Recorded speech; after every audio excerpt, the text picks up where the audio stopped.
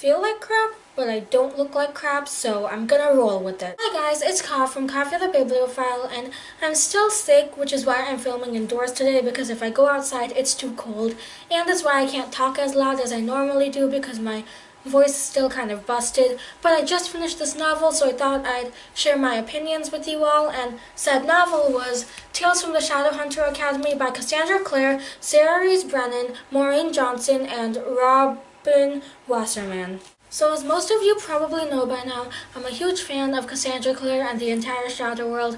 I have an entire shelf just dedicated to those books. So I was super excited when this book came out. It took me a little bit longer to read because I was reading it during the end of school, so I didn't have as much time to read. But overall, I still really loved it, and I thought it was really amazing, especially towards the end. The beginning was a little bit harder for me to get into, but as the book went on, and especially towards the end, I really loved it.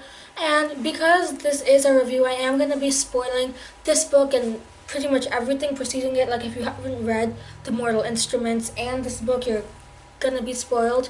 So for those of you who haven't read it, I would suggest that now would be the best time for you to leave, and I'll just get on with all my thoughts on it. Tales from the Shadowhunter Academy is a series of 10 short stories about Simon's life when he is going to Shadowhunter Academy. And as you'll all remember, at the end of City of Heavenly Fire, Simon had lost all his memories. So while he's going through the process of learning to be a Shadowhunter and everything at the academy, he doesn't have his memories, but when he ascends, he will get all his memories returned to him, but for the majority of the novel, he doesn't have all his memories. I think it was kind of hard for me to adapt to at the beginning, because even though I tried not to, I still had the expectation that Simon would be the character that we had read throughout the Mortal Instruments, but because he had lost all his memories of the Shadow world and everything, he obviously wasn't. He was like what he would have been like if Simon had grown up a mundane. So his interactions with Izzy and even Clary and everything, they were all very new for a long time, because Simon himself was really new to the world and new to those people. That being said, seeing his interactions with them over time and how they grew, I think was really nice, because the entire Mortal Instruments, we mainly hear about it for how it affected Clary, but Simon was also new to the Shadow world, and he was also going through a lot of new experiences and everything, and in this novel you kind of got to see that from Simon's point of view, which I really liked, especially with his growing relationship with Izzy, because for a while it was really bad for Simon there, but they eventually rekindled, and they were just so cute. And I love Sizzy, and I'm so glad we got so much of that in this, because it was a Simon-focused book, so we got to see a lot of that in this, and I just really loved it. And I also love Simon's relationship with Jace, because they actually seemed like friends in this novel, and I just love the way Jace kind of toyed with him. I just really enjoyed that, because you kind of got to see a side of Jace and Simon's relationship, which wasn't the whole snarky, competing for Clary's attention side. It was more like them actually having a friendship and them actually having a good relationship. I really loved how Simon and Alec had that conversation, and Alec revealed how he felt when Simon saved Madness and Izzy when he couldn't, because that's what Alec was good at. And I feel like a lot of this we also got to learn a lot more about Alec too. Of course, there was Clary and Simon's relationship. Knowing that they were going to be Parabatai, that was something I really wanted to happen, so I'm very glad it is happening, because the entirety of the Mortal Instruments, I was just thinking Clary and Simon would be like perfect Parabatai, like Simon's not a Shadowhunter, but now that he's gonna be a Shadowhunter, they can be Parabatai, and I just feel like that symbolizes their relationship so much, because they really are more than best friends. Like, they would die for each other, and I think that's just such an important bond. Along with the older characters, we also got to meet some new characters, like George Lovelace, Marisol Garza, Julie, Beatrice, John Cartwright, and Sunil. And I think those were all great additions too, because, you know, it showed new characters someone was meeting during his time at Shadowhunter Academy. And my favorite by far was George, partially because it was really nice to see a new Lovelace. Even if he was adopted, it was just really nice to see that that family was still around, because I actually thought Jessamine was the last of the Lovelaces. It was really nice to see George, and he was by far my favorite just because of his personality and everything. He was like a sweetheart, and I just fell in love with his character. And he and Simon being like brothers, I just thought that was amazing that Simon found someone like that. And George always told Simon, "You're my best friend. I know I'm not yours, and that's okay." And I think that happens a lot of the time, where people always act like it's a two-way street, but at times it is a one-way street. So to see that and see George actually okay with it was really nice. I also really love the addition of Katerina Loss in this, because I think that her character is very intriguing, and she's really a powerful female character. Like, we haven't seen too much of her, but in what we have seen of her, we can see that she's a very powerful female character. So I like that there was so much of her in this, because she really is powerful. And just seeing her through this and seeing how she was kind of inadvertently a mentor to Simon was just amazing, because she was, she kind of tried to give him a push in the right direction a lot of the times, and I just think it was really nice to see a character who wanted the students of the academy to fix the issues that were currently going on and to fix the prejudice against downworlders. And I think that a lot of that is what Simon actually managed to accomplish there. I also really love the addition of the Blackthorns in this, because, Julian and the Blackthorn family are main characters of the Dark Artifices, so it was really nice to see them in this. I love seeing Helen come and talk and kind of explain what happened, but I think that when she came, you got to see a lot of how the Shadowhunters treated her for being part fairy, and it was really,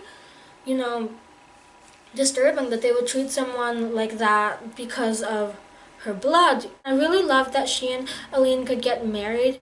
I really love that her and Aline's wedding was in this, because I just thought that they were kind of cute, because I just remember Aline's class from the City of Glass, and when she was kissing Jace as an experiment, and just the way she developed from then, and she now was in love with Helen, and I just really love their relationship.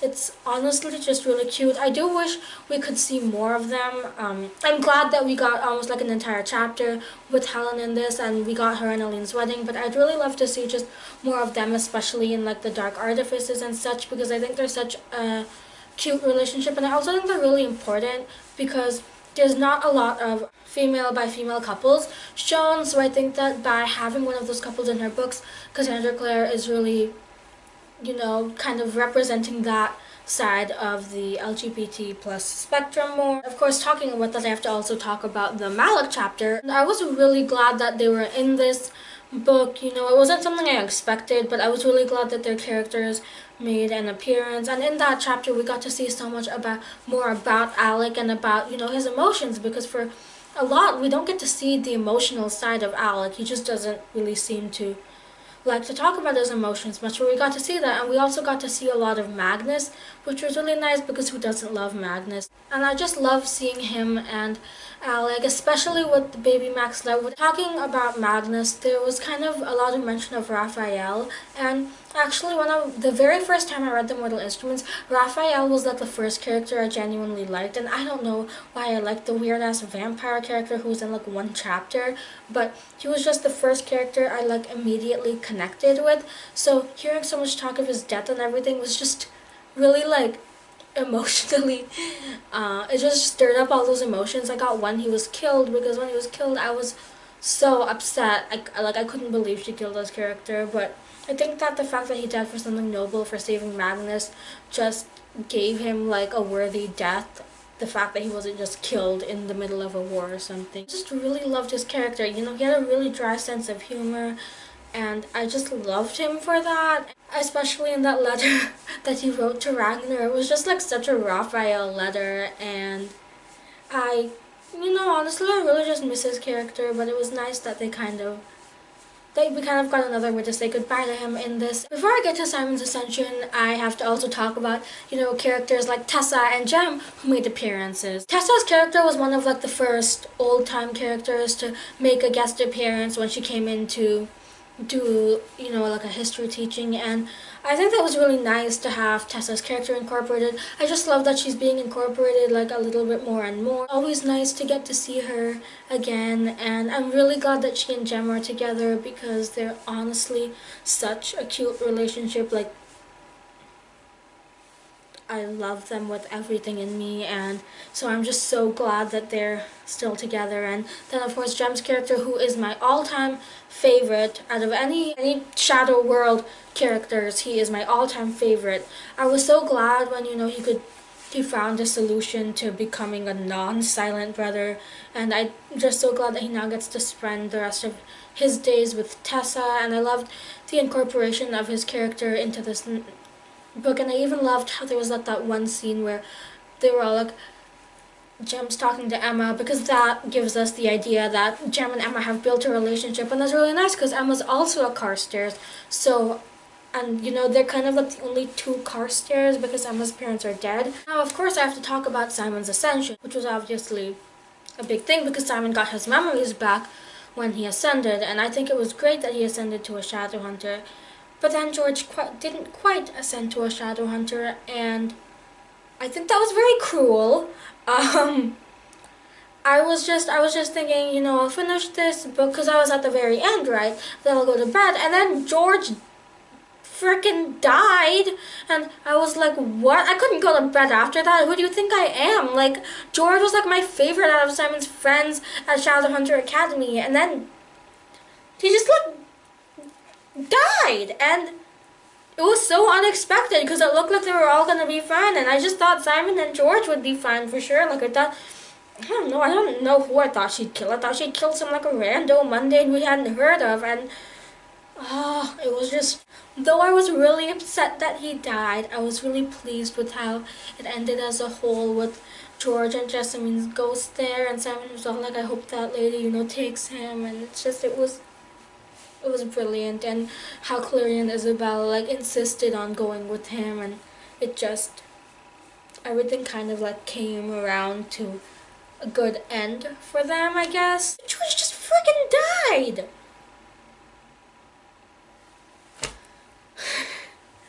But overall I loved it. Yeah, I love all of Cassie Clare's writing. So obviously I love this one too, and I'm so excited for the new books to come out. I'd love to hear your guys' thoughts. You know, my favorite stories were like the ones where there were older characters incorporated and such, but let me know what your guys' favorite stories were. Tell me whatever your thoughts were, and you know, are you excited for Lord of Shadows to come out? Because I'm super psyched. And yeah, thank you guys so much for watching. As usual, all my social media and my Goodreads link will be in the description below, so you can follow me on there if you want to. And that's it for this video. Be sure to like, subscribe, and comment if you enjoyed it, because I love, you know, replying to your comments and everything. And I'll see you guys later. Bye!